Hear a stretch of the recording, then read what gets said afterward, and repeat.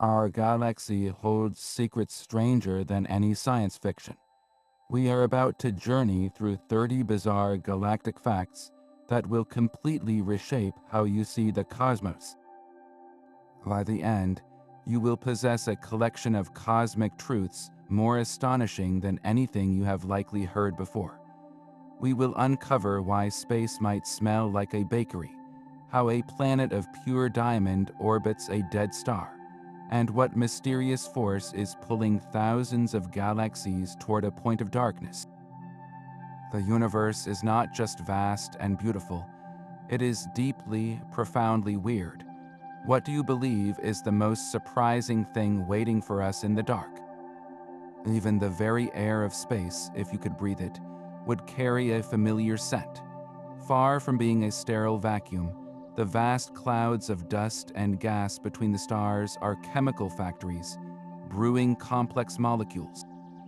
In the heart of our galaxy, within a massive dust cloud astronomers call Sagittarius B2, radio telescopes detected a specific chemical signature.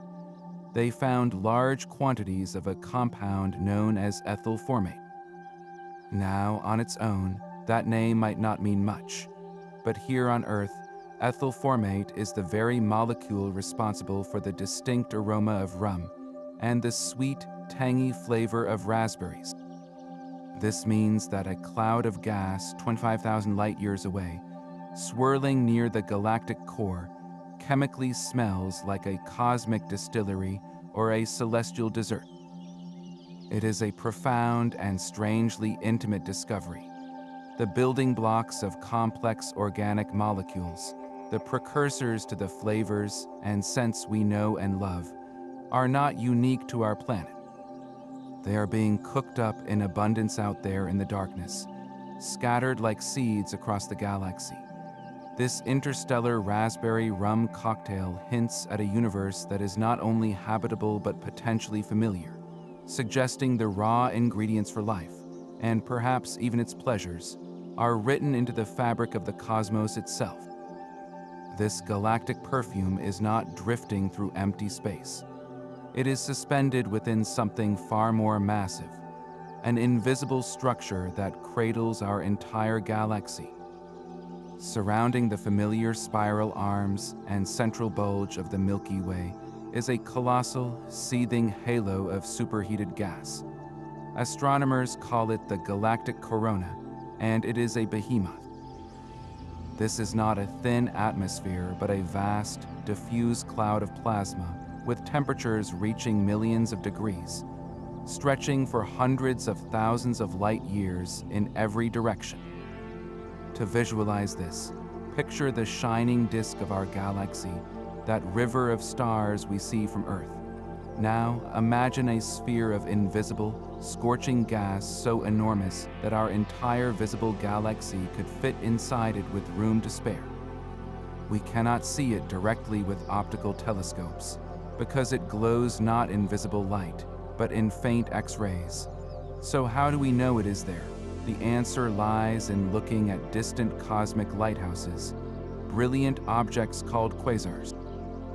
As the light from these quasars travels across the universe toward us, it sometimes passes through this galactic corona. The superheated gas in the corona absorbs very specific wavelengths of that light, leaving tiny, telltale fingerprints in the quasar spectrum. By analyzing the light from dozens of quasars positioned around the Milky Way, scientists have mapped the extent and composition of this giant, invisible shroud. This corona is more than just a cosmic curiosity. It is a vital reservoir. It contains an immense amount of material, potentially as much mass as all the stars in the Milky Way itself. This hot gas slowly cools and condenses over eons, feeding fresh material into the galaxy's disk to fuel the birth of new stars for billions of years to come. Our entire galaxy is swimming and slowly growing within this immense, unseen sea of fire. Yet this immense halo of fire is not the most extreme environment in our galaxy. That title belongs to a world forged in stellar catastrophe, orbiting a rapidly spinning corpse of a star. A cosmic jewel named PSRJ 1719-1438b spins through the void. This is not a planet of rock and iron, but a world that is likely one gigantic, Earth-sized diamond. Its story begins with a violent death. A massive star, much larger than our Sun, exhausted its fuel and collapsed in a supernova explosion. What remained was a pulsar, a tiny, incredibly dense neutron star only about 12 miles across, yet weighing more than our entire Sun. It spins hundreds of times every second, blasting out beams of radiation like a lighthouse. But the supernova was not a clean divorce. It left behind a companion, the stripped-down core of a once giant star that had its outer layers violently torn away.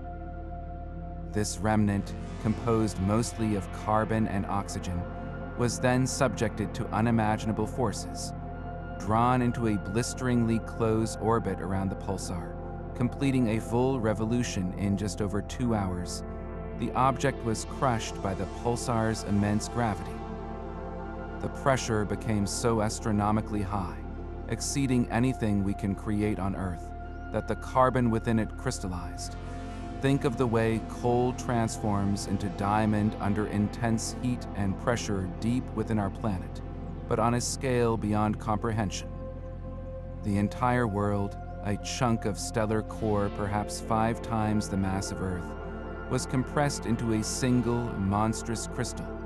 It is a diamond planet, not in metaphor, but in literal atomic structure.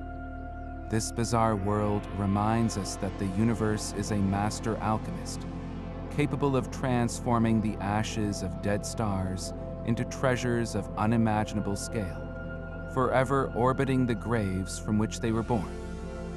The diamond world is a testament to cosmic pressure, but the universe also carves out realms of profound emptiness.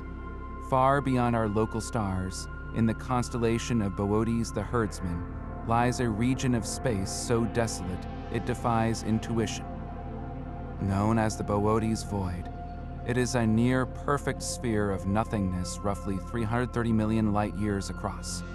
To grasp that scale, if you placed our Milky Way galaxy at its center, you would have to travel for tens of millions of years at the speed of light in any direction before you would even begin to approach another galaxy.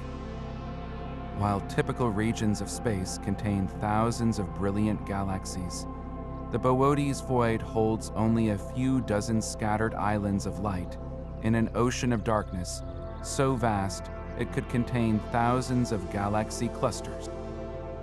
It is not a true vacuum, of course.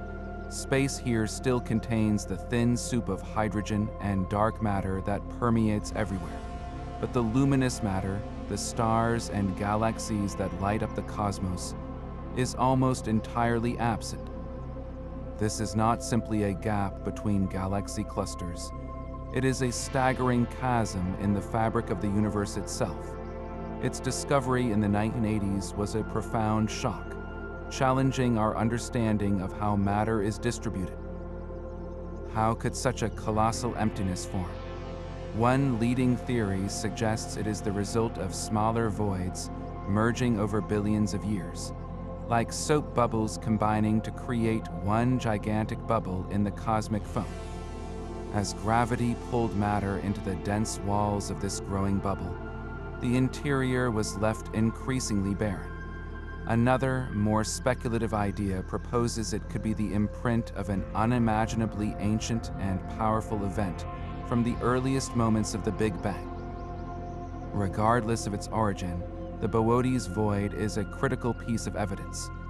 It shows us that the universe is not a uniform soup, but an intricate web, a cosmic sponge with vast, dense filaments of galaxies surrounding equally vast, empty caverns. This grand structure tells a story of gravity's patient work over eons, sculpting the visible universe into a landscape of breathtaking light and profound shadow. While the Boötes void is a monument to cosmic emptiness, our own galaxy is not a static museum. It is a dynamic arena where stars themselves can become projectiles. Scattered throughout the Milky Way are rogue stars traveling at impossible speeds, cosmic bullets shot from the galaxy's most powerful guns.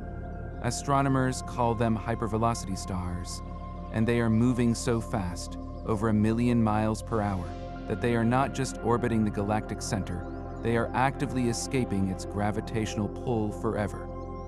One of the most famous of these stellar fugitives is known by its catalog number, LP40-365. This particular star is not just fast, it is bizarre. Its atmosphere is a strange soup of heavy elements like neon, oxygen, and magnesium, with very little hydrogen or helium, the normal fuel of stars. This composition is a crucial clue, a chemical fingerprint left at the scene of a cosmic crime. The leading theory for the origin of stars like LP40-365 is as dramatic as their speed. They were once part of a binary system, two stars orbiting each other in a tight, deadly dance. One of the stars was a white dwarf, the dense, Earth-sized core of a dead sun. Over time, this white dwarf began siphoning material from its companion, growing heavier and heavier. Eventually, it crossed a critical threshold, triggering a titanic thermonuclear explosion known as a Type 1a supernova. This explosion should have completely obliterated the white dwarf. But in some cases, the detonation may be lopsided, asymmetrical. The incredible force of the blast can act like a rocket engine, violently ejecting the surviving remnant of the white dwarf itself, sending it careening across the galaxy at a significant fraction of the speed of light. LP40-365 is likely that surviving shrapnel, a blasted piece of a stellar corpse, now fused into a strange new form and flung across the cosmos. It is a star born from an explosion, a traveler carrying the forensic evidence of its own violent birth. Other hypervelocity stars may have a different but equally dramatic origin story. They could be the result of close gravitational encounters with the supermassive black hole at the heart of the Milky Way, Sagittarius A star. Imagine a binary star system swinging too close to that monstrous gravity well. The black hole's immense pull could tear the two stars apart, capturing one into a tight orbit and violently flinging the other away like a slingshot, accelerating it to escape velocity. These stars become permanent exiles, destined to spend eternity flying through the lonely intergalactic void, their light a solitary beacon in the endless dark between galaxies. They are proof that our galaxy is not a gentle place, but a cosmic pinball machine where stellar destinies can be rewritten in a single cataclysmic instant. These stellar exiles are fleeing the galaxy, but the galaxy itself is also on a journey, caught in a current we cannot see. For decades, astronomers have known our Milky Way is not drifting aimlessly through space. Instead, along with our entire local group of galaxies, we are hurtling at over 1,000,000 miles per hour toward a specific, mysterious point in the cosmos. This immense, invisible source of gravitational pull has a fittingly grand name, the Great Attractor. Imagine the entire mass of tens of thousands of galaxies, all moving in concert like leaves caught in a river's flow, drawn toward a single destination hidden behind a cosmic curtain.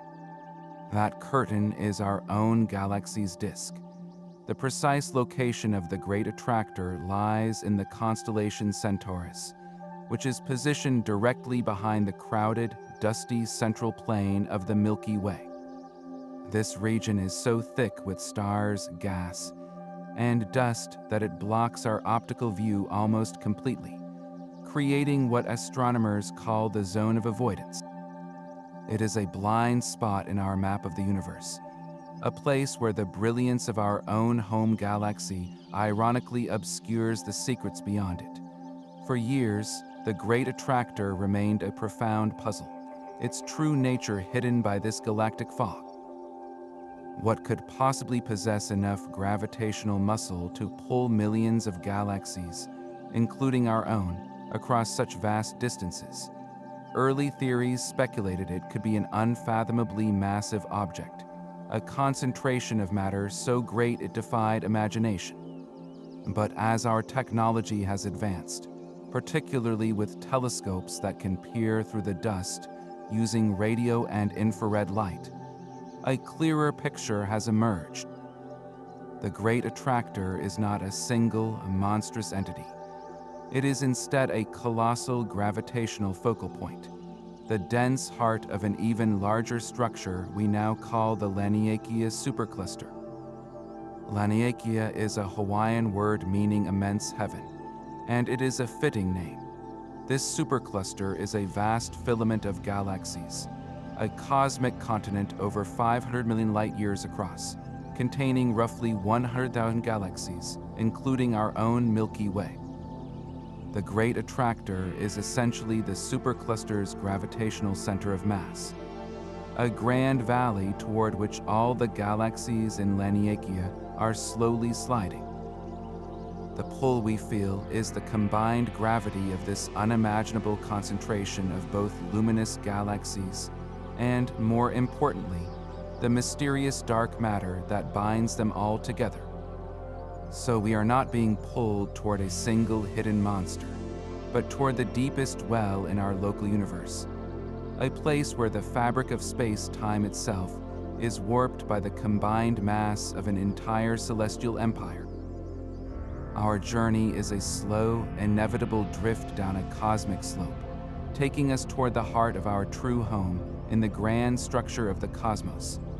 But the great cosmic river we are drifting in is filled with more than just stars and galaxies. It is also home to countless dark wanderers, worlds completely untethered from any sun. These are rogue planets, and they are the ultimate orphans of the cosmos. Imagine a world like Jupiter or Earth, but one that does not orbit a star. Instead, it drifts alone through the perpetual night of interstellar space, a frozen, silent traveler on an endless journey. How do such lonely worlds come to be?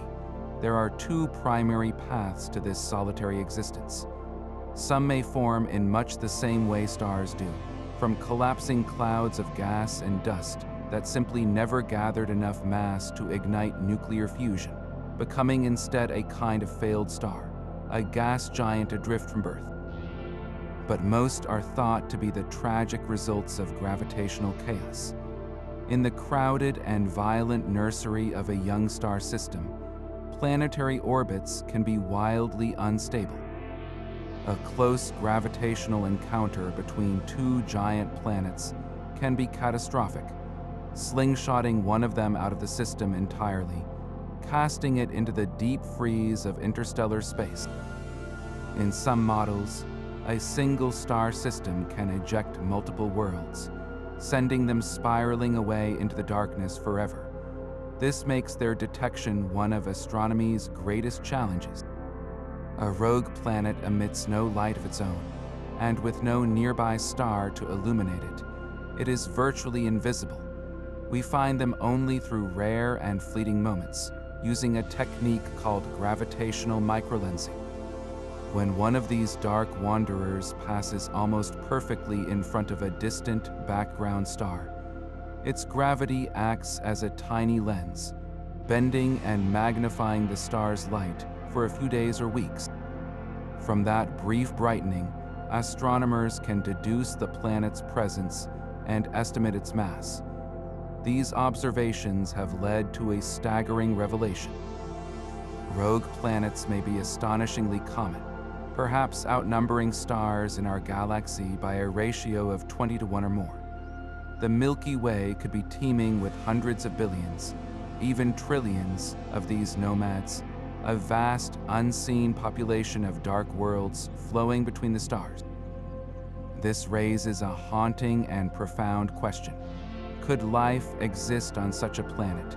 Cut off from the warmth of a sun, the surface would be a frozen wasteland, likely hundreds of degrees below zero.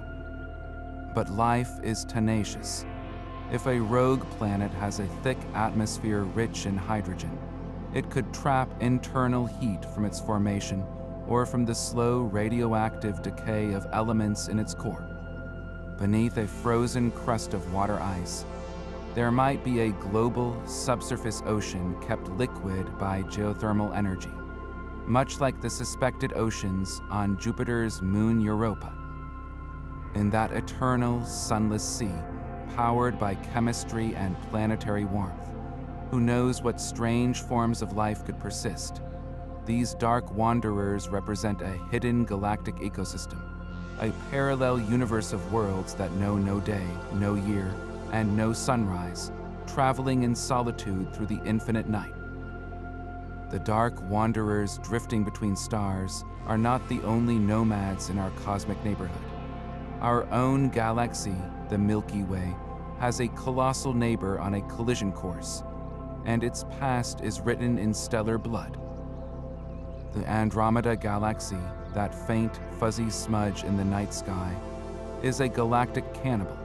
For billions of years, it has been consuming smaller satellite galaxies that dared to orbit too close, and the evidence is strewn across its halo. Astronomers using powerful telescopes have mapped vast, faint rivers of stars swirling around Andromeda, streams of cosmic debris that do not belong to its elegant spiral structure. These are the shredded remains of dwarf galaxies, torn apart by Andromeda's immense gravity. Their stars have been pulled into long, looping arcs, like glitter scattered from a broken necklace, forever orbiting the giant that devoured their homes. One particularly massive stream, stretching across hundreds of thousands of light years, is the ghost of a galaxy completely dismantled over the eons. This violent history is not just a relic of the past, it is a preview of our own future. Andromeda and the Milky Way are currently racing toward each other at about 250,000 miles per hour. In roughly 4.5 billion years, the two spiral giants will begin a gravitational dance that will last for billions more. They will not so much crash as they will merge, their immense structures intertwining in a slow motion ballet dictated by gravity. Computer simulations of this event paint a stunning picture.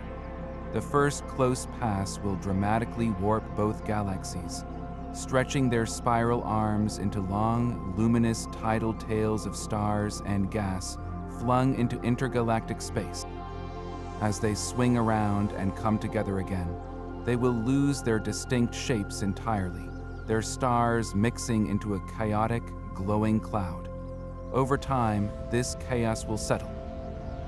The two supermassive black holes at their cores will eventually spiral together and merge, and the combined galaxy will relax into a new, stable form.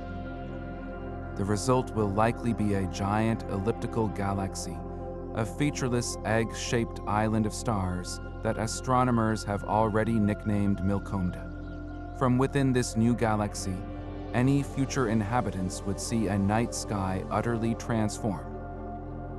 The familiar band of the Milky Way would be gone, replaced by a dazzling, dense sphere of stars from horizon to horizon, with no dark lanes of dust to break the view. It would be a sky of perpetual, brilliant twilight, the legacy of a cosmic union written in fire and gravity.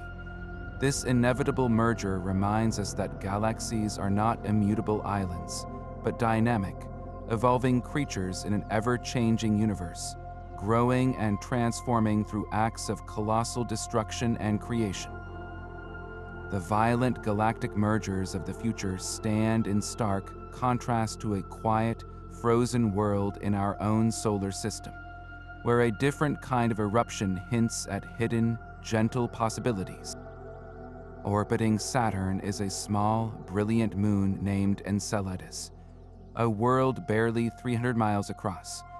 Yet it holds one of the most profound secrets in our search for life. Its surface is not a dead, cratered landscape, but a gleaming, fractured shell of the purest water ice. Reflecting sunlight with such intensity, it is the most reflective object in our solar system. But the true wonder lies at its south pole. Here, the ice is scarred by a series of deep, warm fractures nicknamed the tiger stripes. From these gashes in the moon's frozen crust, enormous plumes of water vapor and tiny ice particles erupt hundreds of miles into space. These are not volcanoes of molten rock, but cryovolcanos, volcanoes that erupt ice. The Cassini spacecraft, which spent over a decade studying Saturn and its moons, flew directly through these plumes, tasting them with its instruments. The data revealed a stunning truth. The geysers are not just spraying water. They contain a rich cocktail of simple organic molecules like methane, propane, and formaldehyde, along with salts and silica nanoparticles. This chemical fingerprint points to a single, breathtaking source. Enceladus harbors a global, liquid saltwater ocean, trapped between its rocky core and its icy shell. The plumes are essentially gigantic geysers, venting that hidden ocean directly into space.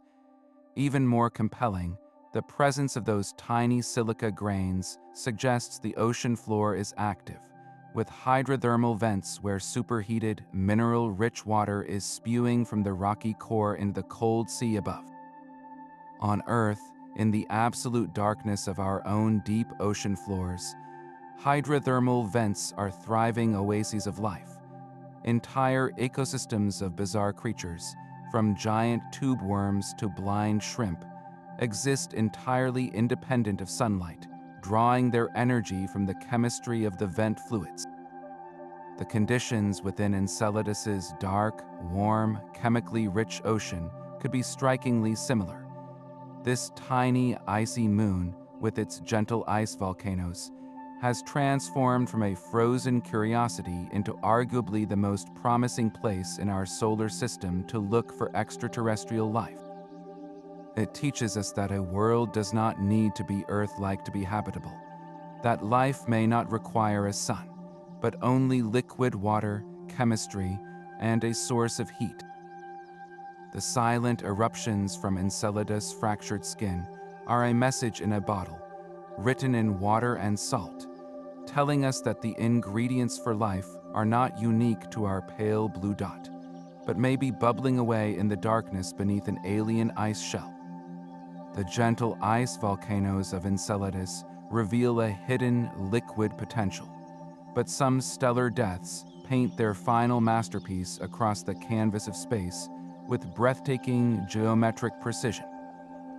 Far from the frozen moon, about 2,300 light-years away in the constellation Monoceros, lies a structure so perfectly shaped it seems artificial. Astronomers call it the Red Rectangle Nebula, and it is exactly what the name promises. Through powerful telescopes, this nebula appears not as a typical wispy cloud, but as a vivid, crimson-hued box with a distinct X-shaped ladder of rungs across its center, as if sketched by a cosmic architect. The source of this stunning spectacle is a pair of aging stars at its heart, locked in a tight orbital dance.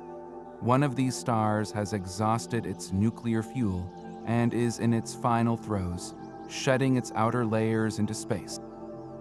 Normally, this process creates the beautiful, chaotic bubbles of a planetary nebula. But here, something extraordinary is happening. The dying star is not ejecting its material in a uniform sphere. Instead, astronomers believe a thick, dense donut of dust and gas, called a torus, tightly encircles the binary system. As the star puffs out its dying breaths, this material cannot escape equally in all directions. It is funneled into two opposing cones, shooting out above and below the dusty ring.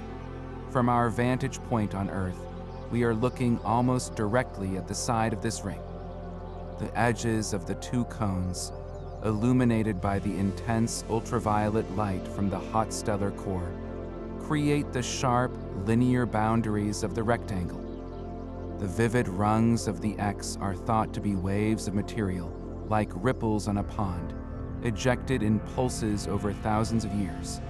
The deep red color itself is a signature of a specific phenomenon, the glow of a type of carbon-rich dust known as polycyclic aromatic hydrocarbons, lit up by the starlight. This makes the red rectangle not just a geometric wonder, but a chemical factory, producing complex organic molecules that will one day seed future generations of stars and planets. It stands as a temporary monument, a fleeting masterpiece of physics and perspective, showing us that even in death, a star can create structures of startling order and beauty, a final, glowing signature written in gas and light against the dark. That crimson geometry of the red rectangle is more than a cosmic artwork. It is a delivery vehicle for the very essence of life. Every intricate structure we have witnessed, from diamond planets to icy moons, shares a common, breathtaking origin story. The calcium that strengthens your bones, the iron that carries oxygen in your blood, the carbon that forms the backbone of your DNA, none of it was present at the birth of the universe. These heavy elements, the very stuff of planets and people, were forged in the furnaces of stars and scattered across the galaxy in acts of unimaginable violence.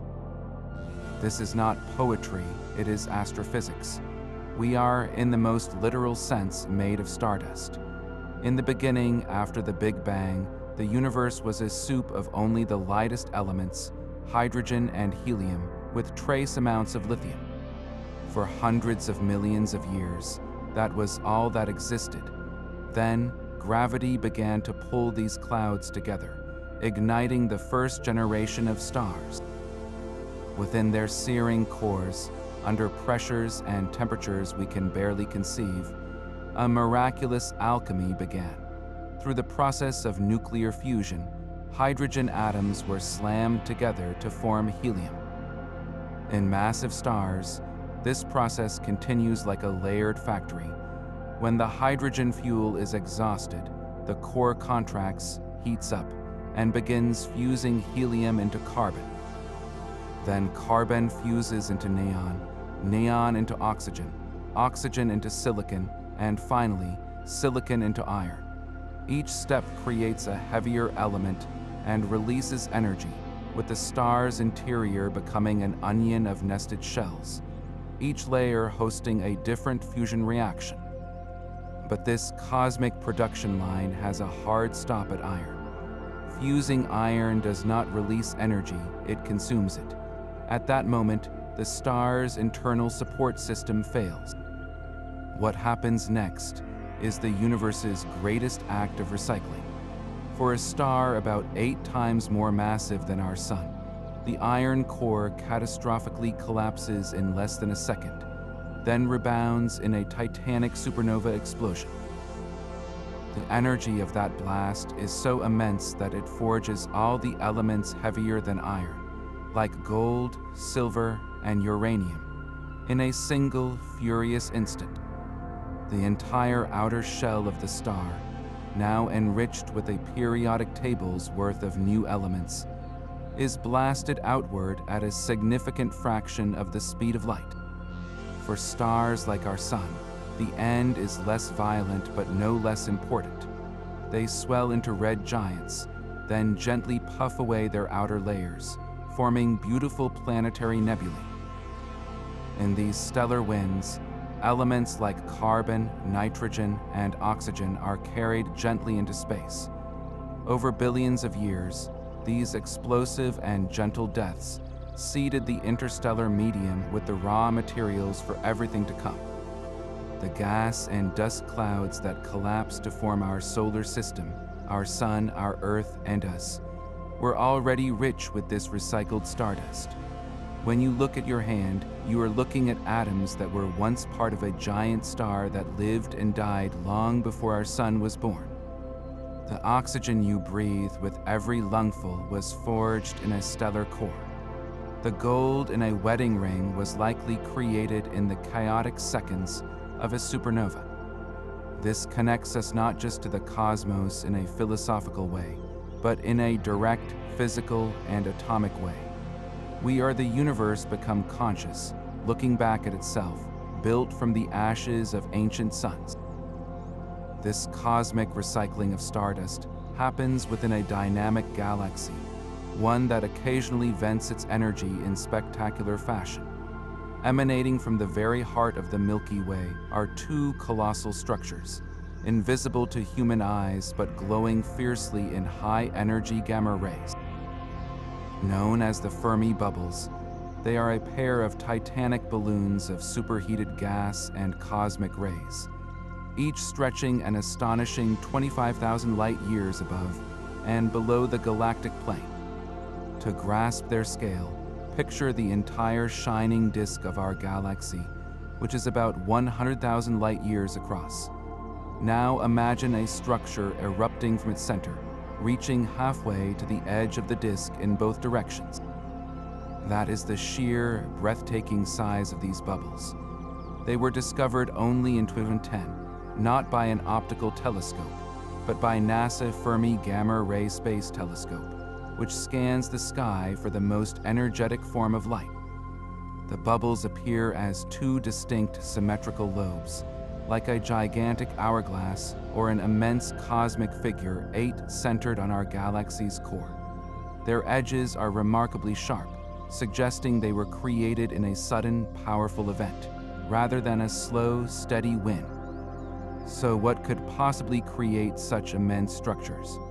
The prime suspect sits at the very center of these bubbles, the supermassive black hole known as Sagittarius A*. While it is relatively quiet today, astronomers believe that several million years ago, our galactic heart experienced a violent episode of activity. Perhaps a massive cloud of gas or even a star ventured too close and was torn apart, creating a temporary feast for the black hole. As matter spiraled into the abyss at nearly the speed of light, it would have generated unimaginable heat and magnetic fields, launching two opposing jets of energetic particles perpendicular to the galaxy's disk.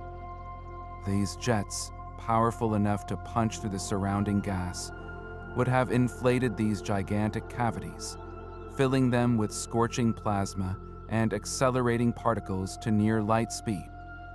The gamma rays we see are the afterglow of that ancient cataclysm, the shock waves from that monumental burp still echoing through the halo of our galaxy millions of years later. The Fermi bubbles are a fossil record of our galaxy's violent adolescence, a permanent scar and a stunning reminder that even a seemingly quiet black hole can shape its entire home on a scale that dwarfs the imagination.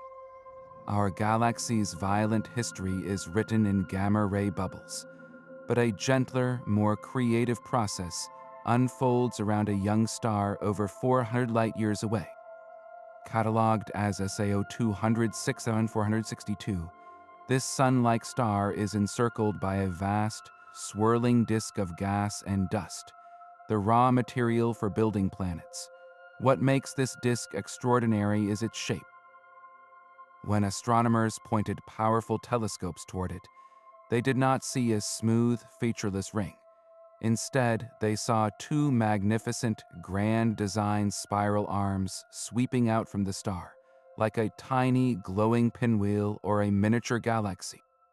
These are not the chaotic wisps of a nebula, but crisp, symmetrical structures curving through the darkness, a stunning cosmic sculpture. Such clear spiral patterns in a protoplanetary disk are incredibly rare and precious, for they are a direct snapshot of a planetary system in the act of being born. The spirals themselves are thought to be density waves, ripples moving through the disk material much like the spiral arms of a full-sized galaxy. But what is causing these ripples? The leading explanation points to unseen sculptors hiding within the disk newborn planets.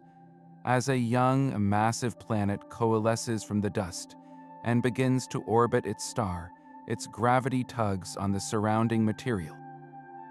This gravitational interaction can carve out a gap in the disk and, under the right conditions, excite the gas and dust into these beautiful, sweeping spiral waves that stretch far beyond the planet's own orbit.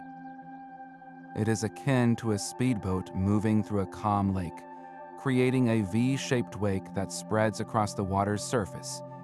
In the case of SAO 2067462, astronomers suspect not one, but likely two nascent giant planets, each responsible for one of the majestic arms. Observing this system is like finding a fossil caught in mid-formation, giving us a front row seat to the dynamic processes that built worlds like Jupiter and Saturn billions of years ago. By studying how these spiral arms evolve, we can test our theories of planet formation in real time, understanding the gravitational choreography that turns a flat disk of debris into a stable, orderly solar system. This distant pinwheel of dust is more than a beautiful image. It is a living diagram, a cosmic blueprint showing us the gentle, gravitational artistry that turns stardust into new worlds. These cosmic pinwheels of creation exist within the warm embrace of a star. But our own solar system has a frontier so distant and dark, it defies easy comprehension. Far beyond the orbit of Neptune, beyond even the scattered, icy objects of the Kuiper Belt where Pluto resides, lies a realm of profound isolation. This is the Oort cloud, a vast, spherical shell of frozen remnants that marks the true outer boundary of our sun's gravitational influence. It is not a place you could ever see or visit, for it exists only as a theoretical construct, a necessary explanation for the most mysterious visitors to our skies, long-period comets. Picture our entire known solar system, from the Sun out to Pluto, as a compact neighborhood roughly the size of a dinner plate. On that scale, the inner edge of the Oort cloud would begin several feet away, and its outer boundary would stretch nearly a quarter of a mile into the surrounding darkness. In real terms, it is believed to extend from about 2,000 astronomical units out to a staggering 100,000 astronomical units, nearly a full light year into interstellar space. At such distances, the Sun is no longer a blazing disk, but merely the brightest star in a perpetual night sky, its light a faint, cold point. The objects that dwell here are not planets, but ancient, pristine planetesimals, frozen chunks of rock and ice left over from the solar system's formation over 4.5 billion years ago. They orbit with incredible slowness, taking millions of years to complete a single journey around our dim, distant star. This is a gravitational borderland, where the Sun's gentle pull is so weak that the gentle tugs of passing stars or the Milky Way's own tide can easily disturb these dormant icebergs. When such a gravitational nudge occurs, it can send one of these icy bodies tumbling inward on a fall that lasts for millennia. As it finally approaches the warmth of the inner solar system, the Sun's heat begins to vaporize its frozen gases, creating the magnificent, glowing coma and tail that transforms it into a long-period comet, a brilliant streak across our heavens that may not have been seen since the dawn of humanity. The Oort cloud is thus both a deep freeze archive of our solar system's original building blocks and a celestial reservoir, slowly and unpredictably dispensing these icy time capsules into the heart of our cosmic home, reminding us that our planetary neighborhood is much, much larger and more mysterious than it appears. The frozen archives of the Oort cloud are remnants of a gentle birth, but some stellar deaths create monsters of a different kind. Among the dense, city-sized corpses known as neutron stars exists a rare and terrifying subclass, the magnetar. These are objects where the very concept of a magnetic field is taken to a destructive extreme. To understand their power, first consider the Earth's magnetic field, the gentle force that guides compass needles. A magnetar's field is not merely stronger, it is a quadrillion times stronger. That is a 1 followed by 15 zeros. This level of magnetism exists only as a mathematical abstraction until you consider its effects on the fabric of reality itself. At such intensities, the magnetic field becomes a tangible, crushing force. It is so powerful it can distort the very shape of atoms, stretching them from their familiar spheres into long, needle-like cylinders. The empty space between an atom's nucleus and its electrons, called the quantum vacuum, is polarized and warped. For any matter that strays too close, the consequences are instant and absolute. A spacecraft venturing within tens of thousands of kilometers of a magnetar would be utterly doomed, not by gravity or heat, but by this magnetism. The field would strip the atomic structure from every molecule of the ship and its crew, effectively dissolving all matter into a stream of subatomic particles. It is a zone of pure annihilation, governed not by a crushing weight, but by an invisible, twisting force that tears reality apart at the seams. These monsters are not static. They are born screaming from the collapse of the most massive stars, and their youth is violently unstable. The crust of a magnetar, a crystalline lattice of iron harder than diamond, is under unimaginable strain from the magnetic field twisting within. This stress occasionally cracks the star's solid surface in catastrophic events called starquakes. Think of an earthquake, but on a sphere of ultra-dense matter 20 kilometers across, releasing more energy in a fraction of a second than our sun emits in 100 years. The most powerful of these starquakes can trigger giant flares. On December 27, 2004, a magnetar 50,000 light-years away, in the constellation Sagittarius, released such a flare. For a tenth of a second, it outshone the full moon in gamma rays, despite being halfway across the Milky Way. The pulse of energy was so intense it actually ionized Earth's upper atmosphere, disrupting long-range radio communications and permanently damaging several spacecraft sensors. We felt the breath of a star's corpse from 50,000 light-years away. Magnetars remind us that the universe harbors forces beyond mere explosion or gravity, realms where the fundamental rules of physics are bent by powers we can measure but scarcely comprehend. The universe's most powerful magnetic fields are silent, but the cosmos also broadcasts whispers we have only heard once. On a late summer evening in 1977, a radio telescope known as the Big Ear at Ohio State University was performing its routine scan of the sky. Its mission was passive, listening for the faint hiss of cosmic radio waves. On August 15th at 10:16 p.m., the telescope's automated system recorded something extraordinary. For exactly 72 seconds, a powerful, focused signal flooded its receiver. It was not random static, but a clean, intense burst of radio waves at a frequency of 1,420 megahertz. This was not just any frequency. It sits in a specially protected band of the radio spectrum, a quiet window where earthly transmissions are forbidden, a band where scientists had predicted an advanced civilization might choose to broadcast, precisely because it is the emission frequency of the universe's most common element, neutral hydrogen. The signal's intensity rose and then fell in a perfect curve, exactly matching what you would expect as the telescope's fixed beams slowly drifted across a stationary point source in the sky. It was, in every technical sense, the perfect candidate for an artificial signal from beyond our solar system.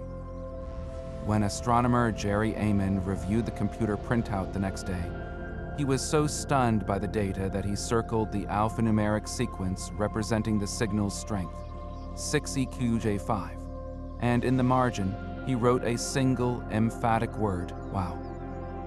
That annotation gave the signal its immortal name. The WOW signal remains, to this day, the most compelling and enigmatic candidate for a potential extraterrestrial transmission ever detected. Its characteristics pointed away from any known natural phenomenon or human-made interference. Yet, in the decades since, despite countless targeted searches with far more sensitive equipment, it has never been heard again.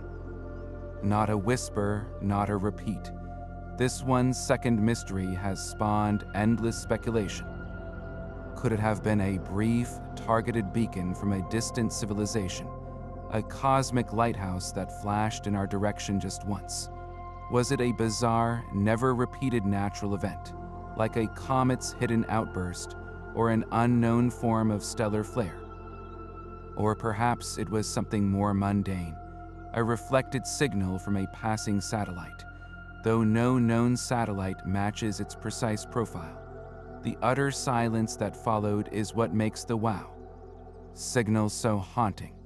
It is a single, brilliant note played in an empty concert hall, leaving us to wonder if we truly heard a message, or just the echo of an impossible cosmic coincidence.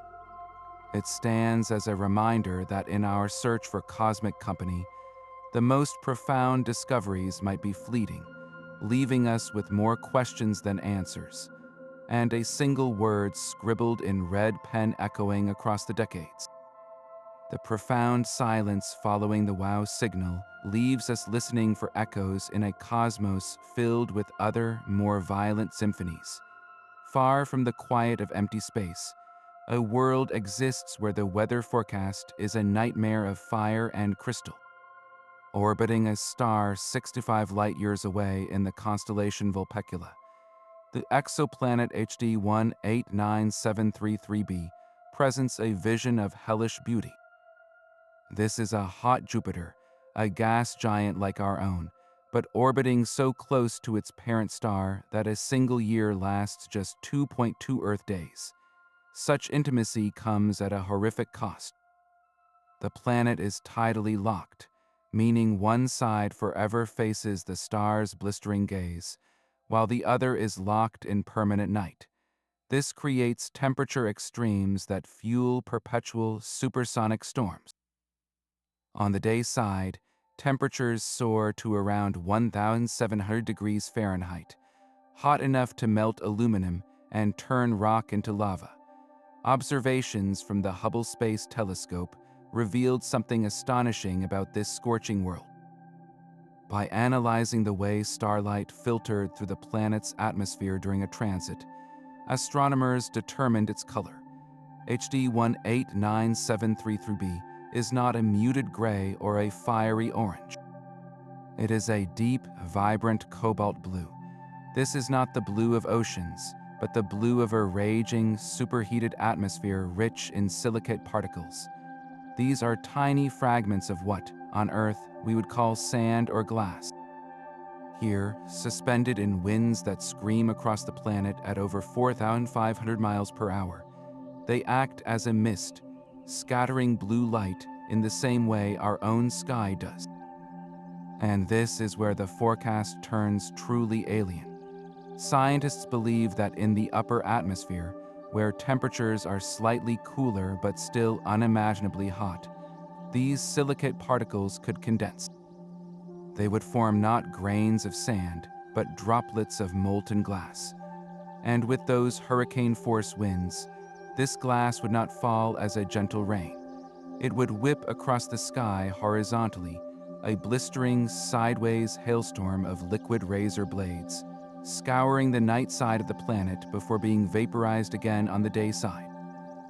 It is a world of relentless, violent transformation, where the very air is a sandblaster and the rain cuts like fire. This cobalt gem, glowing against the black of space, is a stark reminder that the universe specializes in extremes, crafting environments of breathtaking color and unimaginable fury in the same breath. That cobalt glass storm rages on a timescale we can barely fathom. Yet even its furious orbit is a fleeting moment on the grandest clock of all. Our entire solar system, from the sun to the farthest icy reaches of the Oort cloud, is not stationary. It is a traveler on a circular highway around the galactic core, moving at over 450,000 miles per hour. One complete circuit, a single journey around our home galaxy, defines a cosmic unit of time known as the galactic year. It takes the Sun roughly 225 to 250 million Earth years to complete this one immense orbit. To truly grasp this scale, we must compress the entire history of our planet onto this galactic clock. If one galactic year equals 250 million Earth years, then Earth itself formed about 18 galactic years ago.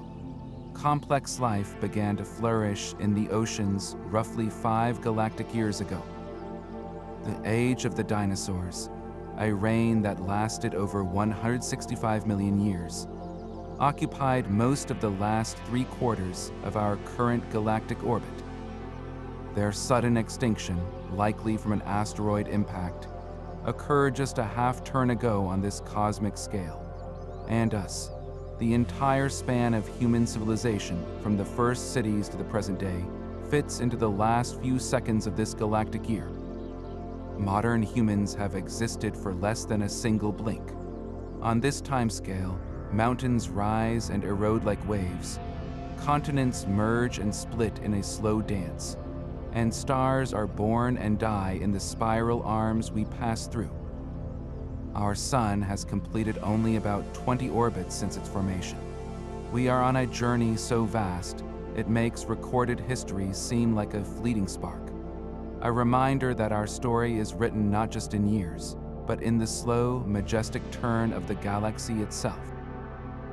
The majestic, slow turn of our galactic year depends on a hidden architecture, an invisible framework that holds everything together.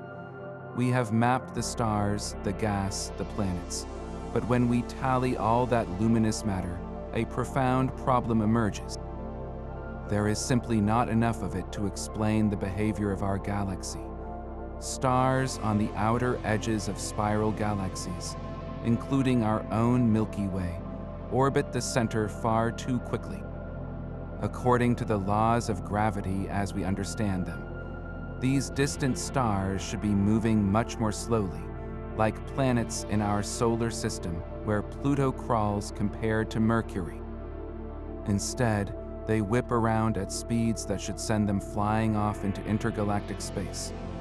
The only logical explanation is that there is much more mass out there than we can see. A vast halo of something invisible providing the extra gravitational glue to keep the galaxy from flying apart. This missing mass is what we call dark matter. It does not emit, absorb, or reflect any form of light, making it completely transparent to our telescopes. We cannot see it, but we can see its gravitational handiwork everywhere. One of the most dramatic demonstrations comes from a phenomenon called gravitational lensing. When light from a distant galaxy travels through the universe, the gravity of massive objects in the foreground, like galaxy clusters, bends its path, warping space-time itself. This acts like a cosmic magnifying glass, distorting and sometimes multiplying the image of the background galaxy into arcs and rings. By measuring the degree of this distortion, astronomers can map the total mass of the foreground cluster. Time and again, the result is the same. The visible galaxies in the cluster account for only a tiny fraction of the mass causing the bending. The majority is dark matter, a colossal, invisible skeleton upon which the luminous universe is draped. Current measurements suggest this mysterious substance makes up roughly 85% of all the matter in the cosmos. It is the dominant material of our universe, the unseen ocean in which galaxies are merely bright islands. So what is it? The quest to identify dark matter is one of the greatest detective stories in modern science. We know what it is not. It cannot be ordinary matter like planets, asteroids, or even black holes made from collapsed stars, as we have accounted for all that. It must be something exotic, a new form of particle that interacts with gravity but barely, if at all, with the electromagnetic force, which is why it does not shine. The leading candidate for decades has been a theoretical class of particles known as weakly interacting massive particles, or WIMP. These would be heavy, slow-moving particles that rarely bump into normal matter, passing through our planet and our bodies by the trillions every second without a trace. Enormous, ultra-sensitive detectors are buried deep underground in mines and tunnels, shielded from cosmic rays, hoping to catch the once-in-a-lifetime ping of a WIMP colliding with an atom. Another intriguing possibility is the action, a particle born from theories attempting to solve a different fundamental puzzle in physics. Actions would be incredibly light, billions of times lighter than an electron, and could flow through the cosmos in a strange quantum wave. While they have not been found, their potential discovery could solve two cosmic mysteries at once.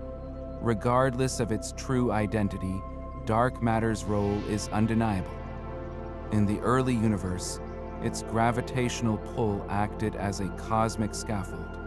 Ordinary matter, the hydrogen and helium gas, was drawn into the dense knots and filaments of the dark matter web.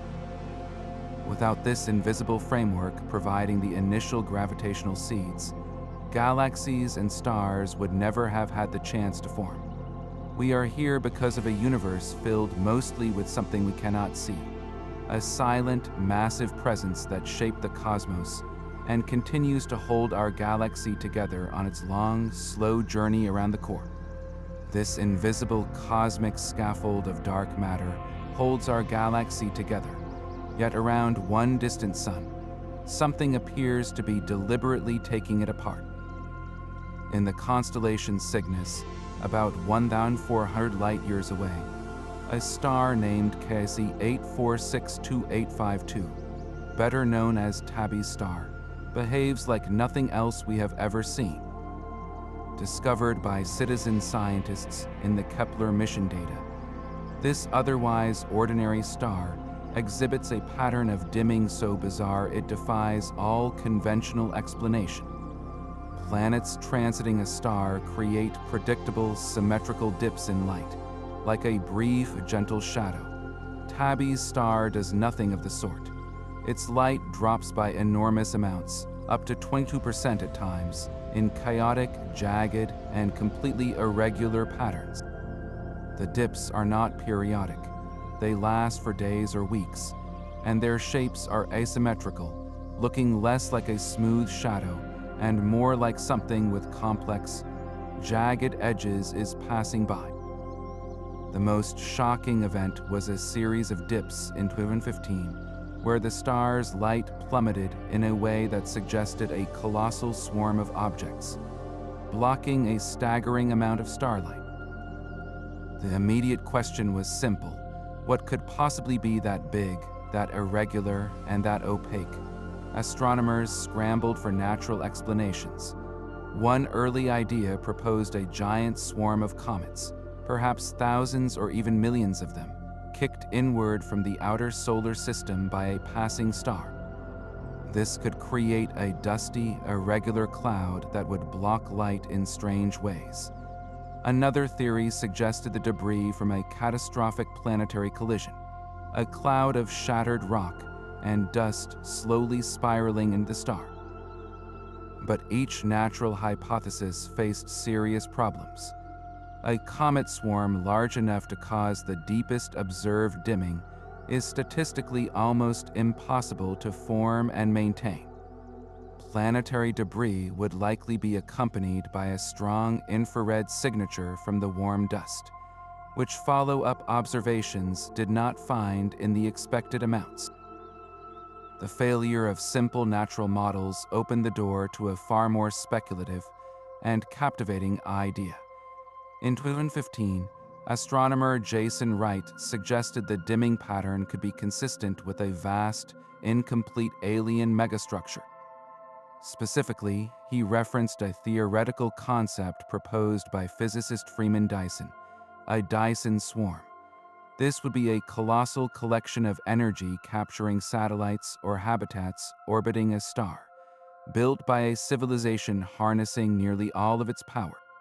Such a structure, under construction and not yet complete, would have an irregular shape blocking starlight in the exact kind of chaotic, deep, and asymmetric ways that Kepler observed. The hypothesis, while extreme, was a legitimate attempt to explain the data when all known astrophysical phenomena fell short. It catapulted Tabby's star into the public imagination as the alien megastructure star. In the years since, intense scrutiny has only deepened the mystery without providing a definitive answer. Observations from other telescopes reveal the dimming is not uniform across all colors of light. It affects blue light slightly more than red. This color dependence is a crucial clue, pointing towards something made of very fine dust particles, which scatter blue light more effectively. That finding seems to argue against solid, monolithic megastructure components, which would block all colors equally. Yet, the dust explanation itself is puzzling. Where is this immense amount of dust coming from, and why is its distribution so chaotic? Recent studies suggest the star itself may be slowly, erratically consuming a giant planet or a swarm of moon-sized objects, creating sporadic clouds of debris. Others point to intrinsic stellar variability, a kind of starspot activity on a scale we have never witnessed. The truth is, after years of world-class telescopes monitoring its every flicker, Tabby's star remains an enigma. It stands as a powerful testament to the universe's capacity for surprise, a single point of light that challenged our categories and forced us to confront the limits of our knowledge, reminding us that sometimes the most profound discoveries begin not with an answer, but with a strange, stubborn question written in shadows. The lingering mystery of a single flickering star gives way to a ghost story written in light across 7,000 years. In the constellation Serpens, within the vast stellar nursery of the Eagle Nebula, lies one of the most famous and beautiful images ever captured by humanity. The Hubble Space Telescope's portrait of the pillars of creation shows three colossal towers of cold gas and dust, light years tall, silhouetted against a glowing backdrop of newborn stars. They look like majestic, cosmic stalagmites, their edges glowing with the fierce ultraviolet radiation from massive young stars just outside the frame. For decades, this image has symbolized the birth of stars, these dark columns serving as the wombs where new suns condense from the chaos. But here is the breathtaking, melancholic truth. Those pillars, as we see them, are almost certainly already gone. We are looking at a celestial phantom. The Eagle Nebula is approximately 7,000 light-years away. This means the light captured by Hubble's camera took 7,000 years to cross the void and reach our telescopes. We are seeing the nebula not as it is, but as it was when human civilizations were first inventing writing. In that immense span of time, a cosmic catastrophe has likely already occurred. Infrared observations from the Spitzer Space Telescope revealed evidence of a powerful shockwave rippling through the region. The most plausible source is a supernova, a massive star that exhausted its fuel and exploded. Such an explosion would unleash a tsunami of energy, a blast wave of searing gas and radiation traveling at millions of miles per hour. For structures as delicate as the pillars, which are essentially towering clouds of loose gas held together by their own faint gravity, such a shockwave would be utterly devastating. Astronomers calculate that if a supernova did indeed occur in the vicinity, its destructive wave front would have reached the pillars roughly 1,000 years after the light we see left the nebula. That was 6,000 years ago. The elegant, sculpted forms have likely been shredded, scattered back into the interstellar medium by now, their potential future stars aborted. The haunting beauty of the image is thus a memorial. It teaches us a profound lesson about our place in time and space. We are not passive observers of a static universe. We are archaeologists of the present, studying the ancient light of events long since concluded. The universe we see is a mosaic of different pasts, a gallery of ghosts. The next time you gaze upon that iconic image, remember you are seeing a cosmic ruin, a masterpiece of creation that has already met its end. Its final act of destruction still traveling toward us as a silent wave in the dark. That ghostly light from a long-dead nebula shines on a world where the ocean is not a memory, but a hidden, living reality. Orbiting Jupiter is a moon that dwarfs the planet Mercury, a world named Ganymede. Its surface is a fractured mosaic of ancient, dark terrain and brighter, grooved regions, a frozen record of immense geological stress. But the true wonder of Ganymede lies not on its icy skin, but far beneath it. Data from spacecraft like Galileo and Juno have confirmed a staggering truth. Between Ganymede's rocky core and its outer shell of ice, there exists a vast, global ocean of liquid saltwater. And this is not a small sea. The volume of water within Ganymede is estimated to be more than all the water in Earth's oceans combined. Picture every drop from our Pacific, Atlantic, Indian, and Arctic oceans, then multiply it. That immense reservoir is locked inside a single, distant moon, hidden under a crust of ice that may be dozens of miles thick. This makes Ganymede not just a moon, but a water world of the first order, a celestial vault holding a liquid treasure on a scale that humbles our own planet's blue marble appearance. The presence of this much liquid water, in contact with a rocky seafloor, immediately raises the most profound question in astrobiology. On Earth, where we find liquid water, energy, and the right chemistry, we inevitably find life. The hydrothermal vents on our ocean floors are proof that life can thrive completely independent of sunlight.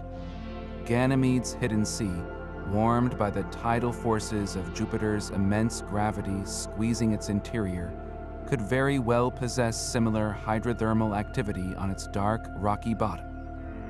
It is a completely isolated, sunless biosphere, a potential incubator for life that has evolved over billions of years in perpetual darkness.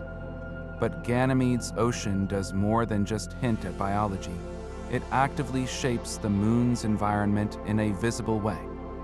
Ganymede is the only moon in our solar system known to generate its own magnetic field, a miniature version of Earth's protective bubble. This magnetic field is a direct clue to the ocean's nature. Scientists believe the field is generated by dynamo action within Ganymede's molten metallic core, but its unique, complex structure is influenced by the hidden sea. Salt water is an excellent conductor of electricity. As Ganymede orbits Jupiter, it moves through the gas giant's own powerful magnetic field. This interaction induces electrical currents in the conductive, salty ocean, which in turn create a secondary magnetic field that modifies Ganymede's own. It is a delicate electromagnetic dance, with the hidden ocean conducting a symphony we can detect from space. So this distant, icy moon presents a dual mystery. It is both a potential sanctuary for alien life, a dark, warm, watery abyss waiting to be explored, and a sophisticated planetary body with a dynamic, layered interior that actively talks to its giant parent planet through invisible forces of magnetism. Ganymede forces us to expand our definition of a habitable world, showing us that life may not need a sunlit surface, but only a deep, dark, and enduring sea. The hidden seas of Ganymede are a recent discovery, but we can trace the origins of all cosmic water back to a faint, universal whisper. This is the cosmic microwave background, a bath of microwave radiation that fills every cubic inch of the observable universe. It is not coming from stars or galaxies, but from the universe itself, the cooled and stretched afterglow of the Big Bang's initial fire. To understand this, we must rewind time almost to the very beginning. For the first 380,000 years after the Big Bang, the cosmos was a seething, opaque fog. It was far too hot for atoms to form, as protons and electrons were constantly smashed apart by intense radiation, creating a thick plasma soup where light could not travel freely. Photons were trapped, bouncing endlessly between the dense, charged particles. Then, as the universe expanded and cooled, it crossed a critical temperature threshold. Electrons finally slowed down enough to be captured by protons, forming the first stable atoms, mostly hydrogen and helium. This moment is called recombination. Suddenly, the fog cleared. With no more free electrons to scatter them, photons were finally set free.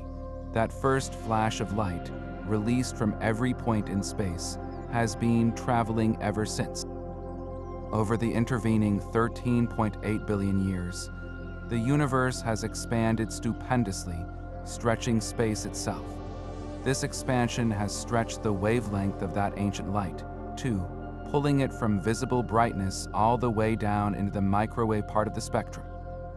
That is what we detect today as a uniform glow, a cosmic fossil with a temperature of just 2.7 degrees above absolute zero.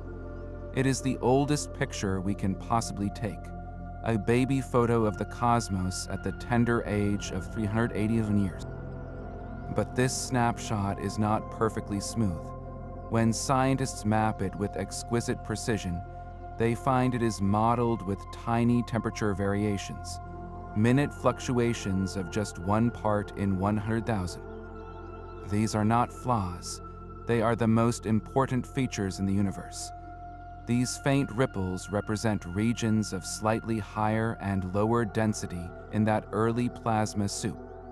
They are the gravitational seeds planted by quantum fluctuations in the universe's first fraction of a second, magnified by a period of hyper-expansion called inflation. Over billions of years, gravity acted on these seeds. The slightly denser patches had a stronger gravitational pull, drawing in more matter from their surroundings. Slowly, over cosmic time, these tiny imperfections grew, collapsing into the first stars, then galaxies, and eventually the vast clusters and superclusters we see today. Every galaxy, every star, every planet, and every person originated from a microscopic density fluctuation imprinted on that ancient light. The cosmic microwave background is our ultimate origin story, a direct line back to the universe's fiery birth, and the blueprint from which all cosmic structure was built. That ancient blueprint of the cosmos gave rise to objects of almost unimaginable density, where the very concept of matter is redefined. The surface of a neutron star is a place where physics reaches its breaking point. Picture the core of a giant star, more massive than our sun, collapsed into a sphere no wider than a city. The gravity here is so intense that a single sugar cube of this material would weigh as much as a mountain on Earth. But what exactly is the surface of such an object? It is not rock or soil, but something far stranger, a crust of incredible strength. Under the crushing weight, electrons are forced into atomic nuclei, merging with protons to form neutrons. The result is a sea of neutrons, a superfluid with no friction. Yet at the very surface, the pressure is slightly less, allowing atomic nuclei to briefly exist again. But these are not normal atoms. They are stripped bare, nuclei without electrons, and they are packed together in a perfect, rigid lattice. Imagine taking all the space out of an atom, the vast emptiness between the nucleus and the electron cloud, and crushing it to nothing. These atomic nuclei are squeezed shoulder to shoulder in a flawless crystalline structure, a perfect solid under the most extreme conditions the universe can devise. This neutron star crust is, by an enormous margin, the strongest material known to exist. The force required to break or deform this nuclear lattice is billions upon billions of times greater than the force needed to shatter the strongest steel alloy we can forge. It is the ultimate unbreakable substance, a material forged in stellar collapse. Yet even this perfect solid is not immutable. The neutron star spins, sometimes hundreds of times per second, and as it gradually slows, its shape must adjust. The unimaginably rigid crust is under phenomenal stress, and like tectonic plates on Earth, it can crack. These events are called starquakes, but they bear no resemblance to tremors on our planet. When a fracture finally occurs in that perfect nuclear lattice, the energy released is staggering. The entire star rings like a bell, oscillating and releasing more energy in a fraction of a second than our sun will emit in 100,000 years. These starquakes are thought to be the cause of the sudden, brilliant glitches we observe in the spin of some pulsars, and they can trigger the colossal gamma ray flares from magnetars. So the strongest material in the universe is not a passive shell, but a dynamic, stressed membrane, capable of storing and releasing energy on a scale that dwarfs every volcano and earthquake in history combined. It is a monument to the violent equilibrium of a dead star, a perfect crystal singing a song of pure force in the dark. That perfect, crystalline crust of a neutron star exists within a universe whose own ancient surface is marked by a blemish we cannot explain. The cosmic microwave background, that baby picture of the universe, is remarkably uniform. But when scientists created its most detailed map, they found a peculiar anomaly, a region significantly colder than its surroundings. This is the CMB cold spot, a vast patch of sky in the constellation Eridanus, where the temperature of the ancient radiation dips by about 70 microkelvins. That may sound tiny, but on the exquisitely smooth canvas of the early universe, it is a glaring statistical outlier, a cosmic bruise that should not, by our best models, be there. So what could have left such a mark? One leading theory points to a staggering emptiness. If there were a truly colossal void in the distribution of galaxies between us and the cold spot, a supervoid spanning perhaps 1 billion light years, it could provide an answer. Here is how it would work. As light from the cosmic microwave background travels through the universe toward us, it must climb in and out of the gravitational wells created by large-scale structures. Think of it like a ball rolling up a hill. It loses energy. Normally, this effect is minor and averages out. But if the light passed through an immense region of below-average density, a vast cosmic desert with far fewer galaxies and less dark matter, it would behave differently.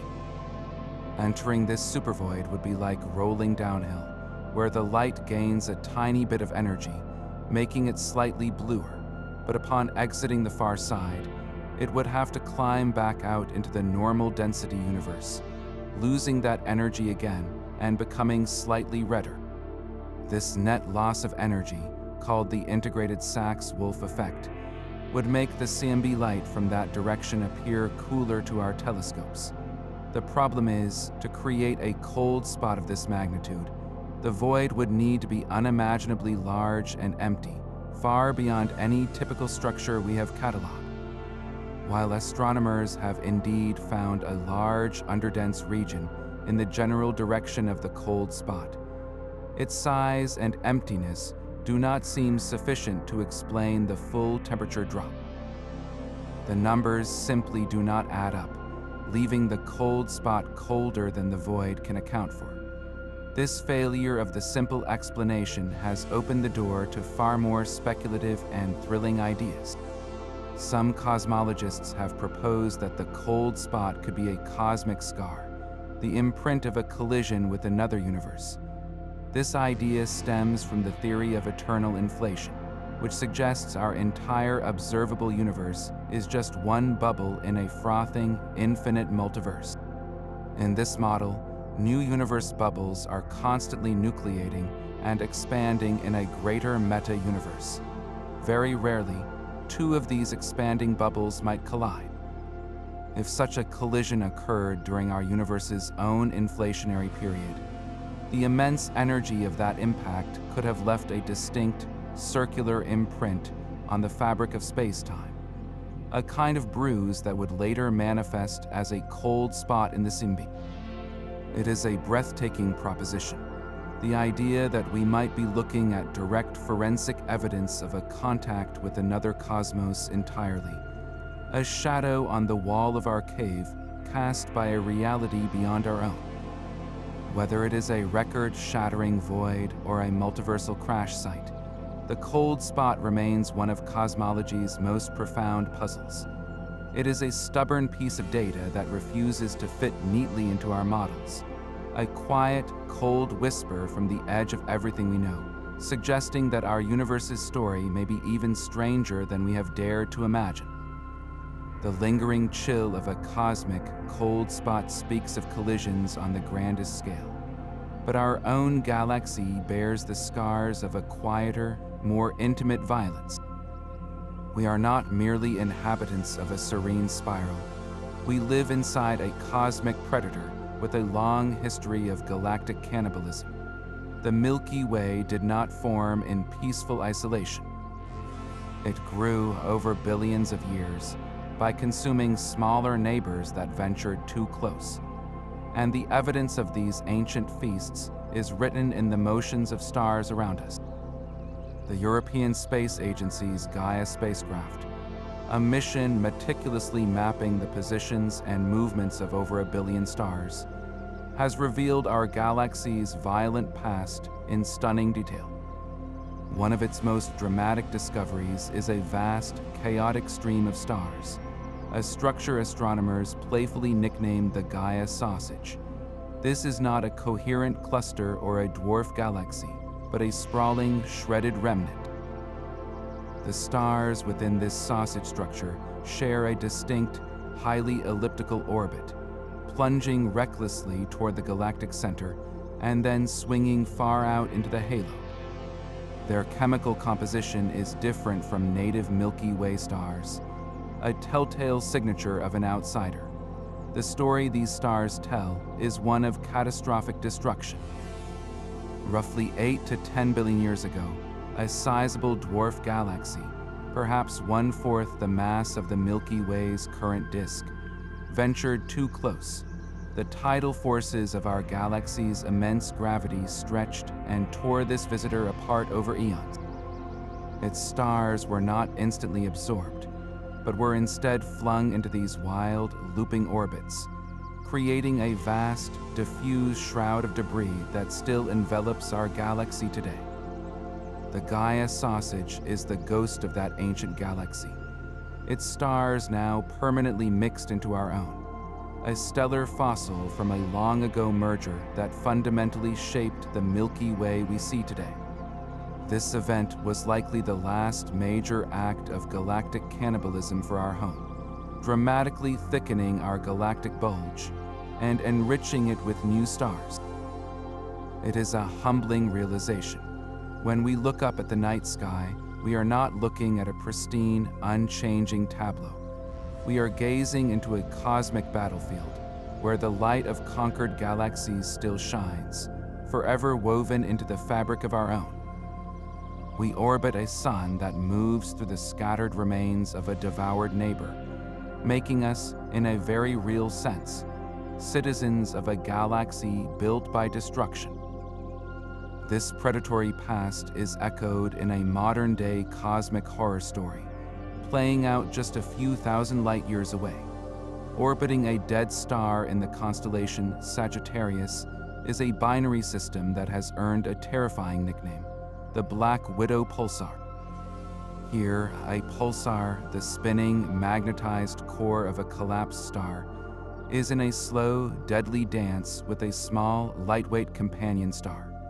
The two are locked in an orbit so tight that a full revolution takes just over 9 hours, and this proximity is a death sentence. The pulsar, designated PSRB 1957+20, is a monster of energy. It spins over 600 times every second, and with each rotation, it blasts out twin beams of intense radiation and a gale of high-energy particles.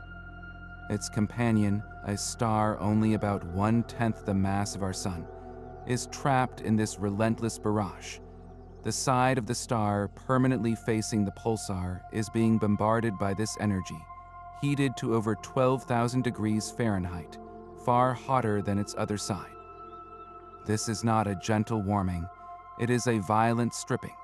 The pulsar's particle wind and radiation are so powerful they are literally blowing the atmosphere off the companion star, tearing material from its surface and funneling it into a swirling disk of doomed gas around the pulsar itself.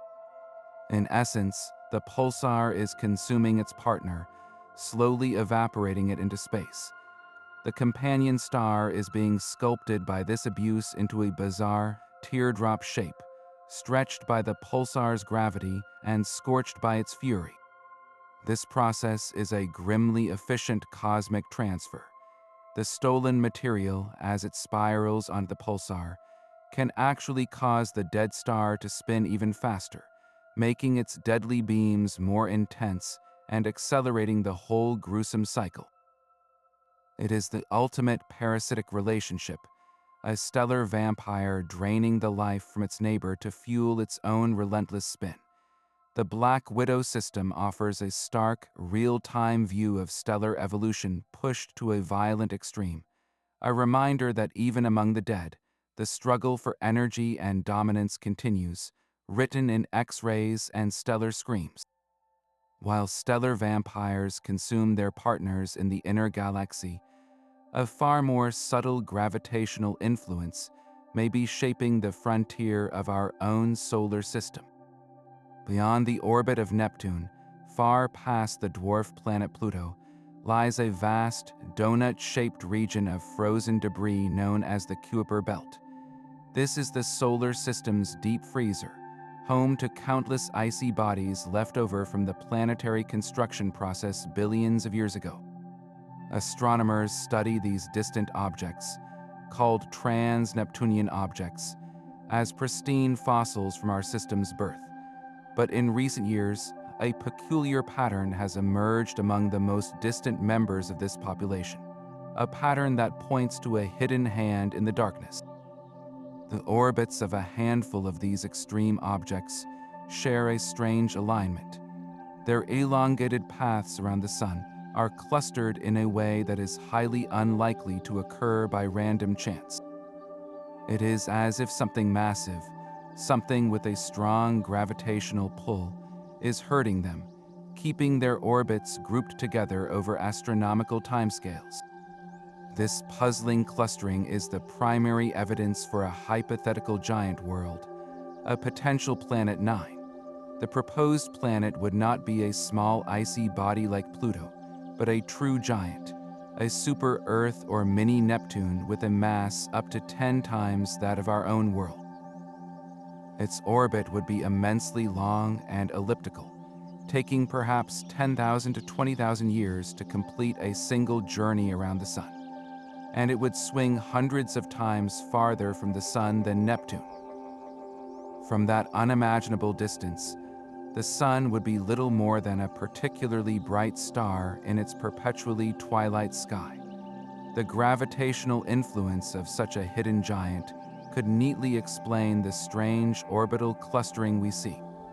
As it makes its slow, majestic circuit, its gravity tugs on these distant Kuiper belt objects, sculpting their paths into the aligned configuration we detect.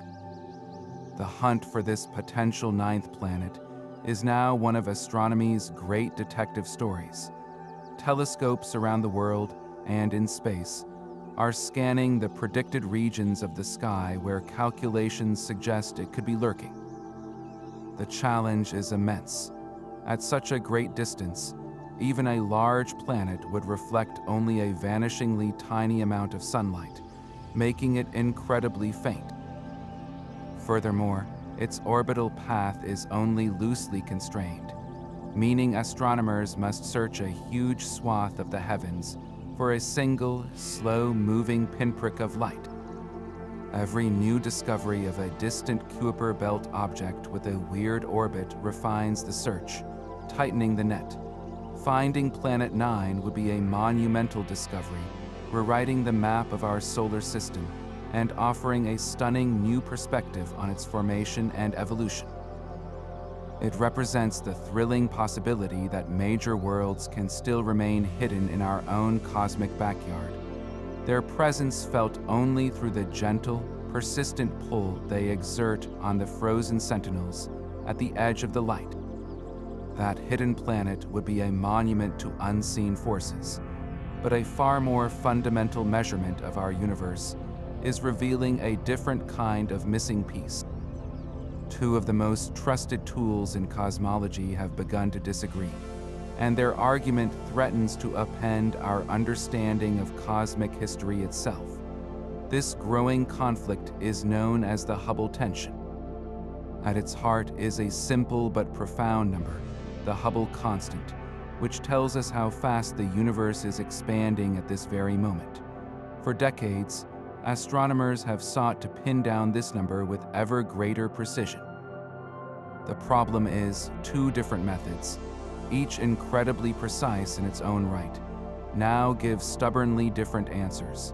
The first method looks back to the universe's infancy, using the cosmic microwave background, that ancient afterglow of the Big Bang. By meticulously analyzing the subtle patterns in that baby picture, scientists can calculate how fast the universe must have been expanding in its first moments, and then use our standard model of cosmology to predict what the expansion rate should be today. This is like calculating how fast a rocket was launched, and then predicting its current speed based on known physics. The other method looks at the local, modern universe. Astronomers measure distances to nearby galaxies using brilliant, predictable stars called Cepheid variables and cataclysmic explosions, known as Type 1a supernova. By seeing how fast these galaxies are moving away from us and precisely knowing how far away they can directly measure the current expansion rate. This is like using a radar gun on the rocket right now. According to our best models, these two numbers should match perfectly. They do not. The local measurements consistently yield a faster expansion rate than the predictions based on the early universe data. The discrepancy is not large, only a few percent, but the precision of both methods is now so high that this gap is statistically significant. It is no longer a minor glitch. It is a full-blown crisis in cosmology. The simplest explanation is that our standard model, the incredibly successful recipe of ordinary matter, and dark energy that has explained so much, is incomplete. Perhaps dark energy, the mysterious force accelerating the expansion, is not constant as we have assumed, but has changed over time, growing stronger or evolving in some unexpected way. Or maybe dark matter has properties we have not yet accounted for. interacting with itself or with light in subtle ways that alter the cosmic expansion history. Some physicists even speculate this tension could point to entirely new particles or forces that operated in the early universe and left their imprint on the Hubble constant. Every new observation, from the James Webb Space Telescope to next-generation sky surveys, is now scrutinized through the lens of this tension. It is a beautiful and humbling reminder that science advances not when all the pieces fit neatly, but when they do not. This disagreement between the ancient light and the modern cosmos is a beacon, pointing toward a deeper layer of reality we have yet to uncover. A whisper that our map of the universe, for all its detail, might still be missing a fundamental continent. The Hubble tension reveals a crack in our cosmic models, but the very structure of our galaxy is built upon a much older, violent certainty. Our Milky Way is not a pristine, isolated spiral. It is a cannibal, a galactic predator that grew to its current majesty by consuming smaller neighbors, and the bones of its most ancient meal are still scattered around us. The most dramatic evidence for this comes from a ghostly structure woven through our stellar neighborhood, a vast stream of stars astronomers call the Gaia sausage. This is no small cluster, but the shredded remains of an entire dwarf galaxy that collided with the infant Milky Way roughly 8 to 10 billion years ago. The European Space Agency's Gaia spacecraft, which maps the motion of over 1 billion stars with exquisite precision, revealed this fossil in stunning detail. The stars that belong to the Gaia sausage share a distinct, reckless orbit. They plunge on highly elliptical paths, diving steeply toward the galactic center and then swinging far out in the halo, a signature of catastrophic disruption. Their chemistry is different too, richer in certain elements than native Milky Way stars, a clear fingerprint of an outsider. This was not a gentle merger. As the sausage galaxy, perhaps 1/4 the mass of our current disk, ventured too close, the Milky Way's immense tidal forces stretched it like cosmic taffy.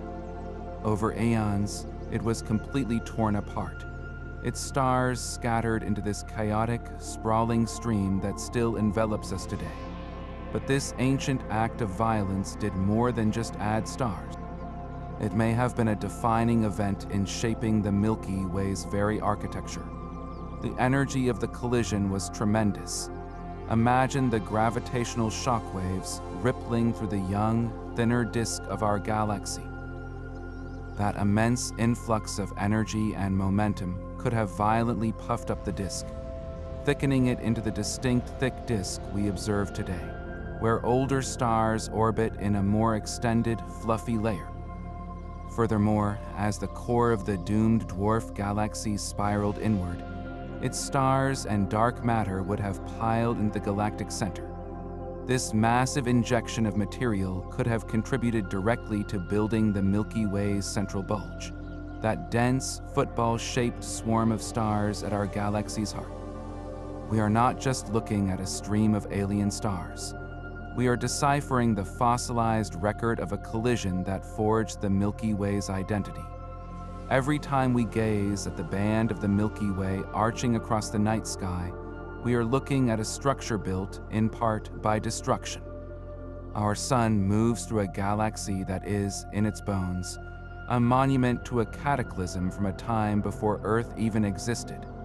Our journey through these 30 glimpses has revealed a galaxy of impossible extremes and quiet wonders. We have wandered through clouds that smell of raspberries, past planets of solid diamond, and into the silent, stretching emptiness of voids that defy logic. We have witnessed stars fleeing their homes at breakneck speed, felt the immense pull of an unseen attractor, and considered the lonely existence of countless dark worlds adrift in the interstellar night. We have seen galaxies cannibalize each other, Icy moons vent hidden oceans into space, and the perfect geometry of a dying star's final masterpiece. From the stardust in our veins to the invisible dark matter holding everything together, from a single, enigmatic radio signal to the ancient, fading light of pillars already gone, each fact is a thread in a tapestry of breathtaking complexity. This is not the serene, unchanging cosmos of simple star charts. Our Milky Way is a dynamic, violent, and beautiful arena, a place of continuous creation and destruction operating on scales of time and space that humble the human experience.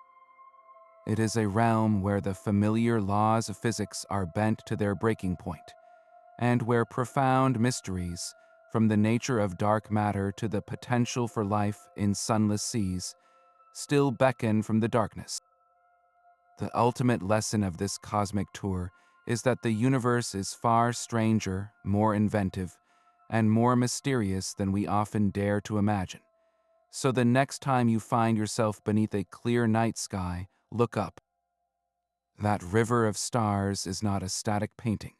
It is a living, breathing, and wildly unpredictable galaxy, and we are a part of its ongoing story. Let that knowledge fill you with wonder. If you enjoyed this voyage through the bizarre and amazing, be sure to subscribe for more journeys into the mysteries of the cosmos.